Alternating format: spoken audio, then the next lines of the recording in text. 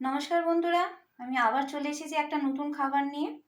এটা এক ধরনের স্ন্যাক্স যেটা আপনারা সন্ধ্যেবেলায় খেতে পারেন। সেটা আমি আজকে বানাচ্ছি সাবু দিয়ে। তো আসুন রেসিপিটা স্টার্ট করা যাক। প্রথমে আমি এখানে দুটো আলু নিয়েছি, সেদ্ধ করে স্ম্যাশড করে নিয়েছি।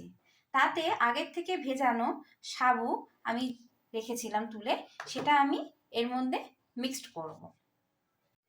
এর মধ্যে আমি এক এক করে উপকরণ যেগুলো লাগবে সেগুলো আমি এর মধ্যে দিয়ে দেব। এখানে আমি নিয়েছি সামান্য পরিমাণে আদা, পেঁয়াজ আর ক্যাপসিকাম আর লঙ্কা। এগুলো সব আমি এই মিশ্রণের মধ্যে দিয়ে দেব। এর মধ্যে আমি দেব স্বাদ অনুযায়ী নুন, দেব জিরের গুঁড়ো, দেব চাট মশলা, দেব সামান্য পরিমাণে লঙ্কার গুঁড়ো।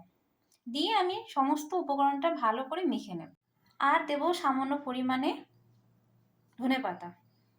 দিয়ে সমস্ত উপকরণটাকে আমি ভালো করে মেখে নিয়ে তারপরে ফ্রাই করব।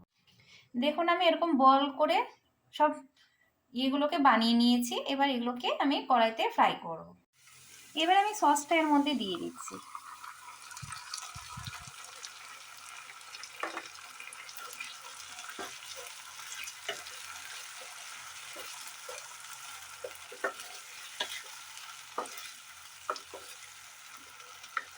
তারপর চিকেনগুলো যেগুলো আগে থেকে আমি ভেজে রেখেছিলাম সেগুলো আমি দিয়ে দেব। কড়াইতে আমি সাদা তেল দিয়ে দিচ্ছি ফ্রাই করার জন্য। এই স্ন্যাক্সটা আপনারা চায়ের সাথে খেতে পারেন সন্ধ্যাবেলায়, বা কোনো লোকজন আসলে তাদের জন্য করে দিতে পারেন। এটা অন্যরকমভাবে একটা স্ন্যাক্স আমি বানাচ্ছি। আশা করি আপনাদের ভালো লাগবে। আপনারা অবশ্যই বাড়িতে ট্রাই করবেন। তেলটা গরম হয়ে গেছে, আমি একটা করে বল দিয়ে দিচ্ছি। দেখুন আমার সাবুদানা পকোড়া রেডি। আপনারা অবশ্যই বাড়িতে ট্রাই করে দেখবেন। ভালো লাগলে অবশ্যই লাইক করবেন আর শেয়ার করবেন।